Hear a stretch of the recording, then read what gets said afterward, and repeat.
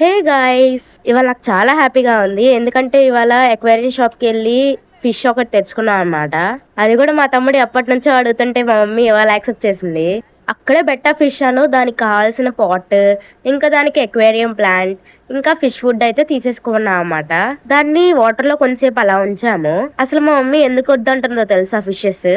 నా చిన్నప్పుడు ఒక పెద్ద ఎక్వేరియం ఉండేదంట మా ఇంట్లో. దాంట్లో చాలా రకాల చేపలు ఉండేయంట. మా డాడీ చాలా వేసారంట. అయితే నేనే ఒక గెంట తీసుకెళ్లి దాని మీద గట్టికి కావాలని కొట్టానంట. సో అందుకే అది ఇరిగిపోయి దానిలో చేపలన్నీ చచ్చిపోయాయంట. సో అప్పటి నుంచి ఇప్పటి వరకు మా మమ్మీ అసలు యాక్సెప్ట్ చేయలేదు ఫిష్ కొనుక్కున్నామంటే. ఫైనల్లీ వాళ్ళైతే చేస్తారు యాక్సెప్ట్. మనం చిన్ని చిన్ని బుజ్జి బుజ్జి ఫుల్ మూన్ బెట్టాని ఇప్పుడు దీంట్లో వేసుకున్నాం అనమాట, కొంచెం నీళ్లు పోసి. సో ఇంకా దాంట్లో వాటర్ ఫిల్ చేస్తున్నాడు తమ్ముడైతే. చూడండి భలే తిరుగుతుంది క్యూట్ గా. వేసిన కొంతసేపటి దాకా అయితే అసలు బయటకే రాలేదు, కింద కింద దాకుంది. కొంతసేపు ఆగిన తర్వాత అది బయటకు వచ్చింది అనమాట. ఎంత బాగుందో, ఫుల్ మూన్ అనమాట.